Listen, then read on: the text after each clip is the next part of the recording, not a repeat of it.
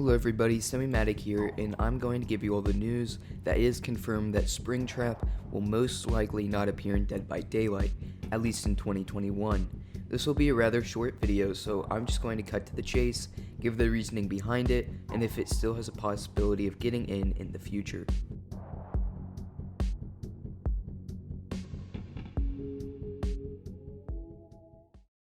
On February 4th, 2020, aka the day before I have recorded this video, Scott Cawthon made a Reddit post under his username u/animdude in reply to the discussion of Five Nights at Freddy's possibly appearing in other IPs, Fall Guys and Fortnite, which I personally would not have wanted anyways, because I feel Five Nights at Freddy's should try to re-establish its presence as a horror franchise.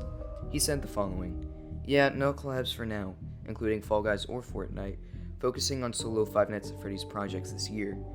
His statement not only confirms that these specific collabs won't happen, but it indirectly confirms that it is most likely that Five Nights at Freddy's will not appear in Dead by Daylight.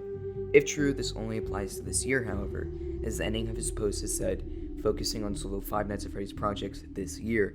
Now, why would Scott Cawthon decide this as of now? Let's get to the possible reasoning.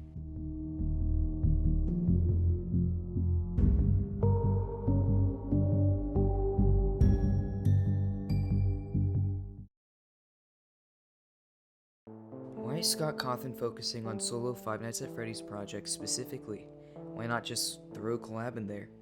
I think that the reason is because, well, the franchise is extremely busy right now. Scott most likely just doesn't have room. The two extremely large projects going on for Five Nights at Freddy's currently are the Five Nights at Freddy's movie, which begins filming this spring, and Five Nights at Freddy's Security Breach, which is a massive AAA title with ray tracing and even a PS5 launch. These two projects alone have him collaborate with a film company, Blumhouse, and an entire indie game development studio, Steelwool Studios. And these aren't the only projects of Five Nights at Freddy's this year. These two alone occupy 2021 by a massive amount. Five Nights at Freddy's has a lot of trending book spin-offs called Fazbear Frights, and honestly, they are a massive step up from the previous novels, and I even enjoy reading them as a high schooler that are trending in its community, and he even has to collaborate with many different story writers for this. These are still ongoing and being pumped out every few months. There are also most likely projects that haven't even been announced going on behind the scenes, such as Scott Cawthon possibly producing his own indie Five Nights at Freddy's game again as an indie developer by heart and to balance out working with large companies, and possibly even a sequel to his game for charity, Freddy in Space. I conclude that the reasoning is most likely how huge this year is already going to be for Five Nights at Freddy's, and it's either a strategic decision to have Five Nights at Freddy's collaborate in later years, just so all the large and trending projects don't all come out in 2021, or possibly that's just too much on Cawthon's plate to effectively monitor and contribute to a crossover event with Dead by Daylight.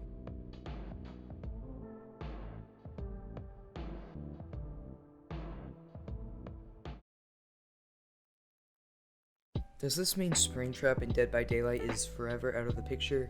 No, or at least I don't think so. This could only apply to this year, and if people still voice their wants of this crossover, it could still have the chance to appear next year, or even better, earlier next year.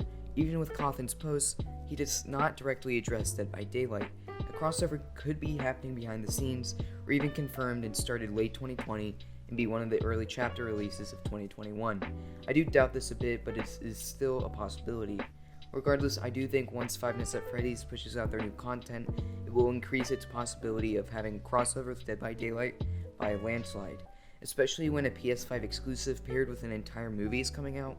Five Nights at Freddy's popularity is estimated to be at its peak and approach a more mature audience. Thank you all for watching this video. It's good to get back into the swing of things with uploading, and I enjoy making these deep dives into the news of franchises I enjoy. However, I might also broaden my horizons with video essays for, well, more trending topics overall. Please consider subscribing, and I cannot thank you guys enough for the love already. It's incredible to me how I went from uploading some chase music of 2 games I enjoyed for fun to totaling over 1 million views and over 8,000 subscribers. I thank you all, and goodbye.